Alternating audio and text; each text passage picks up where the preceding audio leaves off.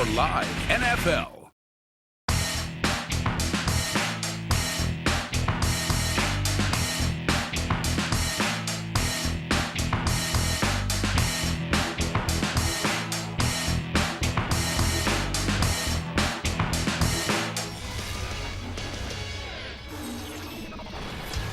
This episode of Sportcenter is presented by Verizon. Well, we're back. We never left. Same studio, different The magic of TV. Different bat time, different bat channel. John Saunders, Trent Dilfer, Tom Jackson. I'm Chris Berman. Morton Adam are with us. We're going to talk some football right to the bottom of the hour. And where did we leave off on ESPN? Well, we discussed Michael Vick. 28-3. His job now as starter of the Eagles. 2 games, 2 wins. Michael Vick afterwards spoke. Between now and when I played in Atlanta we was a good football team. We was a run-oriented football team. Our run game was what drove us, and that was the way we played. And we won a lot of football games doing it. And here we just throw the football a lot more than we run it, and we win doing that too. So. It's great. It's fun, to be in an offense like this, and I had fun playing in the offense I was in Atlanta, just not giving as many opportunities as I get now. So just taking advantage of it, and I think it's a credit to our coaches here. And I got to a point in this game, actually, where I was putting a lot of pressure on myself and forcing myself to make plays, and, guys just told me to relax, and I did, and they shouldn't have to tell me that because I'm the quarterback. Well, the Saints this year had won on a Thursday and on a Monday. The question was, could the Saints win on a Sunday? Well, Drew Brees would find out. This is Garrett Hartley, 32-yard field goal that ties the game at 24 and sends it into overtime. In OT, Brees dumps it off to Devery Henderson, takes it down to the 11-yard line. And much to the chagrin of a good friend of mine, they decide to go for the field goal on first down. Corio would have thrown it in there. And Hartley's field goal is no good as he yanks this one. The Saints can't believe it. Falcons still have a chance. And then Jason Snelling runs hard for a 12-yard gain. Falcons creeping closer. Later in the drive, 2 minutes left, Falcons going for the 41-yard field goal. Matt Bryant's field goal is blocked, so the Saints are going to have another chance, right? No, because of the dumbest rule in the history of sports. Sean Payton was allowed to call timeout before the snap, and after a penalty, 46-yard field goal is good, and the Falcons win it 27-24 is the final.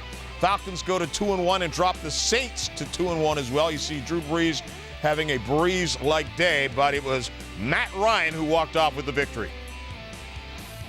We felt like we improved throughout the offseason. We're a different football team than we were last year, as are they. But with that said, anytime you play in division, regardless of who you're going against, it's going to be difficult. So we felt confident coming down here and played confident the entire day, and we're happy to walk away with a win. We're going to have a hard time winning a lot of games if we can't convert 3rd and 1, if we give up touchdown passes where we're doubling a receiver. If we can't kick a 15-yard, 16-yard field goal, and we turn it over 3 times, we're not gonna win a lot of games. That's pretty clear. It's not just about, hey, we missed a field goal at the end and that would have won it, and we'd all be happy if had that happened. There's plenty of things prior to that had we executed better, we wouldn't have even been in that situation. All right, you can listen to those guys say everything you want, but I think Sean Payton snuck it in there in the middle of his interview when he talks about if we can't make a 15-yard field goal. The kicker has one job. One. It's a tough job. I mean, there's no question about it. Not. He has a lot. See? Go ahead, guys. Guys who played the game, go ahead. It's not. All they do is kick. And all I want him to do is all I kicks. want you to do is kick. All I want. And I don't want to talk to you. Nope. I don't want to. We don't. I don't want to converse. I'll talk to you if you make the kicks. Make the kicks. Here's what bothers me. I want you to man up. I want you to act like you've been there, which he has. Yes. He made huge kicks last Yes. year. Yeah. I don't want you to be sweating in nervous anxiety like he was before a 29-yarder. Yeah, chip 29. shot. Chip that shot. should be made 1,000 out of 1,000 times by an NFL kicker. They're professional kickers. That's what they do. The operation is down to a science. I sat there for 14 years and watched it. It's on the clock. It's within 100th of a second. Every the snap, time. hold, kick. It's a thing of beauty and practice. And in a game, in overtime, 29 yards, you don't even... It's worse than a shank. I've shanked balls. I've yipped putts. That's worse. Yes. It's unacceptable. I told John, nobody cares. We just want them to make the kicks. The most mentally That's every player in fragile the NFL athlete throughout the out there. NFL. Look. That's why coaches mention it right away. I'm going to date myself a little. I'm going to quote, I don't quote them very often, Paul Revere and the Raiders. Kicks just keep getting harder to find. I mean, now look, this guy was a hero last year. Obviously, he put the Saints in the Super Bowl. Was the kick blocked against San Francisco? I mean, he barely kind of got through the one the time. So he's in a kicking slump. I mean, I don't know what else to say. But look, the Saints had we'll talk kickers. Saints had other problems. Atlanta had the ball for 46 minutes. Yeah. I mean, I know the game went into overtime. A little skewed by the overtime. 46-27. Yes. So they defensively were not, and were it not for a bizarre punt that hit Atlanta and the Saints covered. Good call by the refs. But that was a bizarre scenario that enabled the Saints then to go in and score a big touchdown. But Adam, now you're going to get on kickers. I mean, we shouldn't do it. What? Well, Boom, you go back and you mentioned the fact that Garrett Hartley helped the Saints get to the Super Bowl last year. He's something of a folk hero in New Orleans. But the fact is that the Saints already have begun to make plans to bring kickers to town this week. John Carney, the former Saints kicker, is scheduled to fly to New Orleans and work out for the Saints. At that point, the Saints will have to decide whether they have more trust in a player like John Carney or a player like Garrett Hartley, who this year so far has missed 3 field goals from 46, 32, and 29 yards. Again, a lot of goodwill built up by Garrett Hartley, but that miss today helped Atlanta win that game, and that was the game that Atlanta had been targeting all along. They viewed the Saints as the team that they had to beat. It was the team that they lost to in 2 close games last year, and now Atlanta's won in New Orleans, giving Atlanta a leg up in the race for the NFC South title. No, and that's true.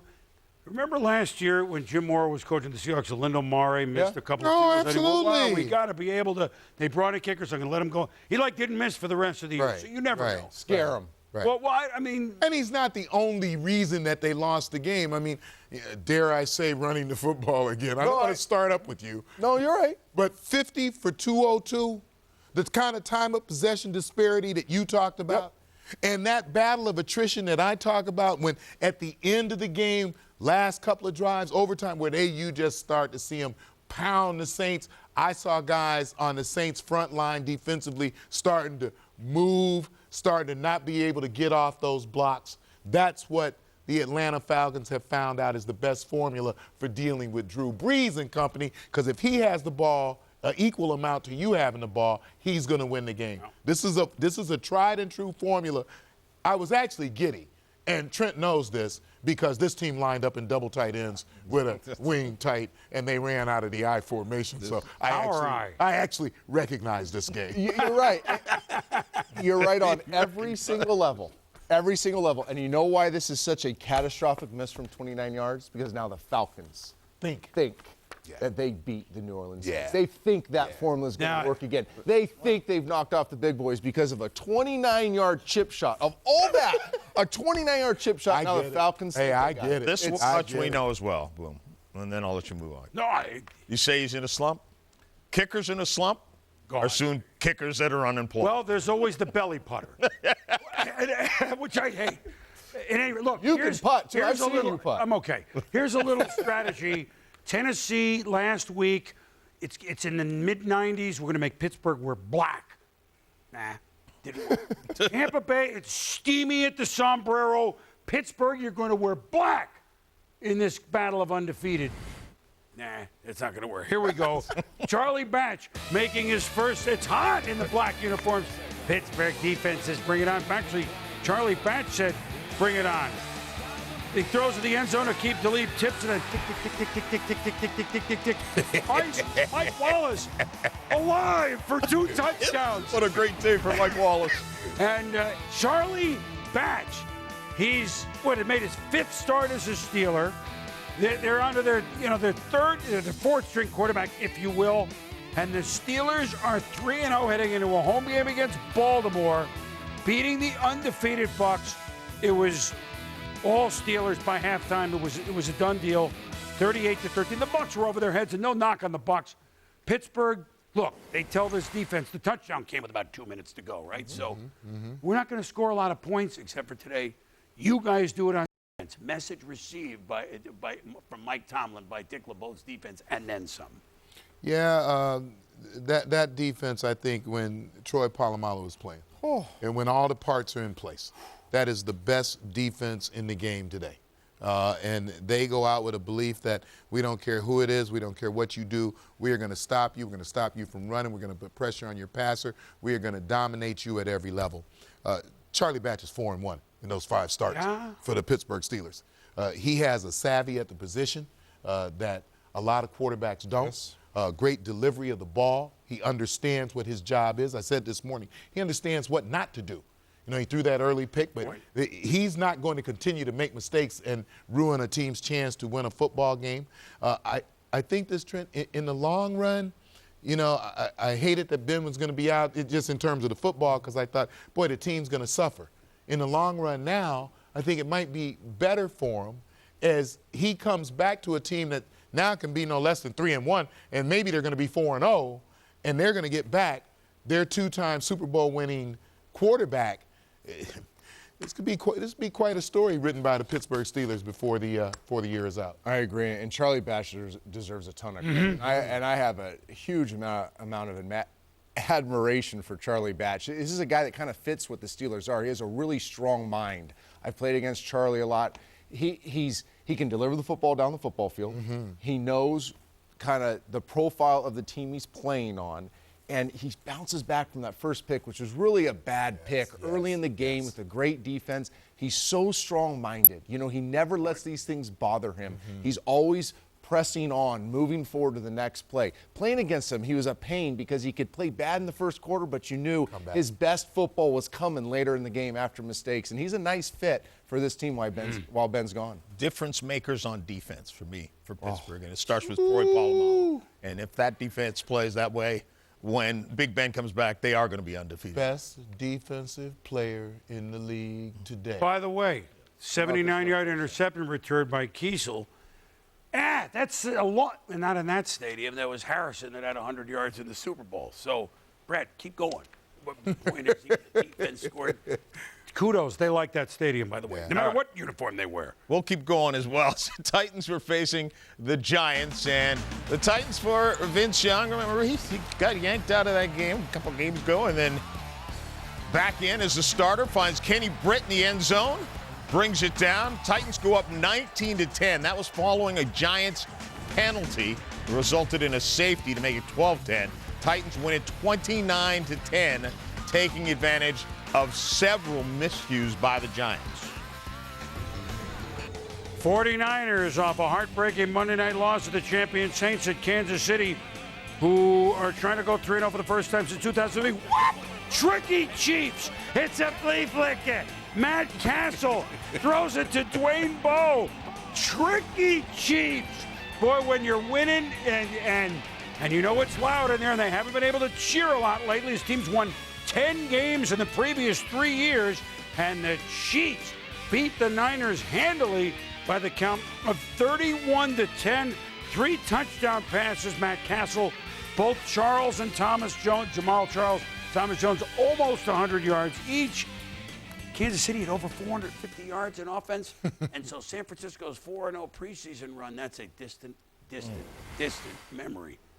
You know, this is a franchise that you have to worry about. I mean, it's time to bring out the Grim Reaper right now. I knew you were. For Mike Singletary, and we all love Mike Singletary as a player. We love the fire he has as a coach right now. But doesn't it seem like there's a little disarray in the organization when they after week one. Talk about a rat being inside the locker room as well when Alex Smith is struggling as much as he is. This seems to be a franchise that is not only going in the wrong direction, but is in big disarray. Yeah, I think, and I live in the Bay Area, and I think looking at this football team, you're going to find out a lot about the San Francisco 49ers in this football game because they played the really nice game against the Saints, overcame a lot, made it competitive, the great 2-minute drive. But now you got to go on the road to Kansas City. Tough. A team that on paper, they're more talented than. Yeah. A tough place to play. It's tough. Here's, and this is what I said going into this game, they've invested all their eggs in the emotional and toughness basket, right? Coach Singletary, you know, the players, we're going to beat you by being more emotional and tougher than you. And it got them close against the Saints. They were. The problem, could have been. It's so hard to maintain that level of emotion every single week. So ultimately, it's going to come down to the details. How do you catch? How do you block? How do you run? How do you call plays? Things like that. Unfortunately, that's where the 49ers are lacking, is in the little things. They have the emotion. They have the toughness. They have the energy. They don't play very good football right now. Who would have thought the Chiefs would do the little things, though? Well, Who would have thought that? That's coaching. Yes. I mean, you went out and hired great coaches. Yeah. And I'm going to give a shout-out to Romeo Crennel because this team is not necessarily winning with Matt Castle throwing the football. That flea flicker is a great play, but they're winning because you can't move the ball on them. You can't sustain drives on them. They increase the speed at every level defensively and in their special teams, and that's how they're winning football games. But, yeah, you hire Romeo Crennel, you got instant D. You know what? Talking about winning football games, the Rams had not won a home game in a couple of years since Jim Haslett was the coach. We gave him the job after those couple of wins, by the way. Sam Bradford. Look at Sam Bradford against the Redskins. Always week 3 Washington. Last year they did it against Detroit. This year against St. Louis, 14-0 Rams. That Daniel Fells scored the touchdown. Pressure on Donovan McNabb. Bradley Fletcher with the pick. Break up the Rams. They've won it. The Rams win it 30-16 over the Washington Redskins, who started out with the upset of the Cowboys and have fallen since. And now the Rams have a win, although it may be costly, Mort.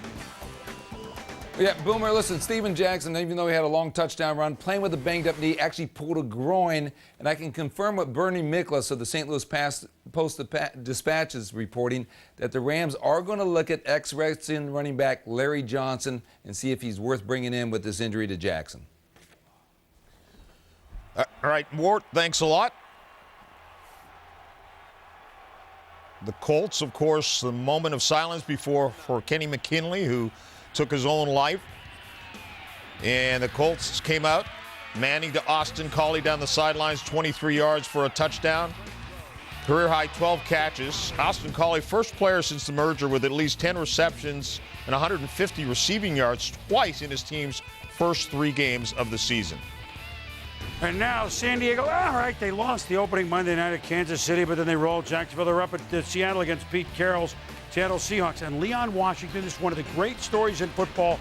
What a lovable guy. What a horrible injury last year in the Jets. And he didn't do this just once in the second half. He did it twice. He could go all the way. With the game tied, he scores. Only the third player ever to score 2 kickoff returns, 99 yards or more in the same game.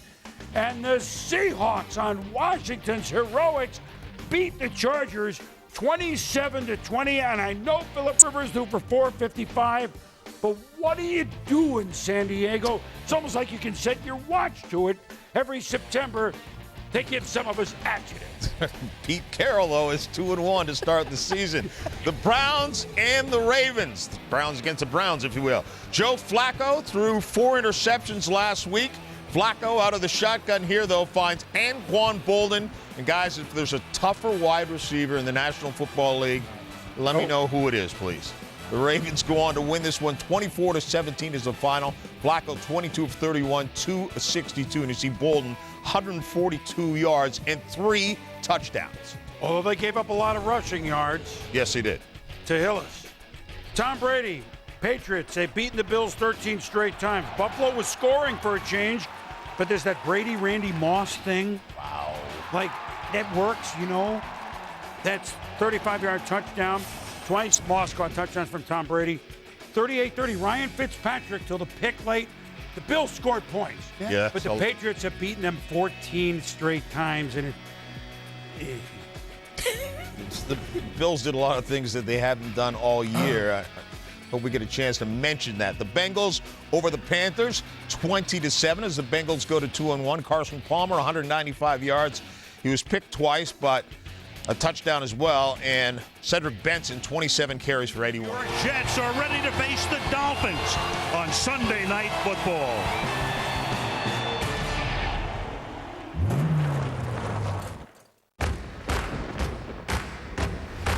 All right, listen up, America. It's Sunday night, and that means football night. Right when the NFL and NBC collide. Some beasts from the East throw down at the beach. It's an AFC rivalry where the hits just keep on coming.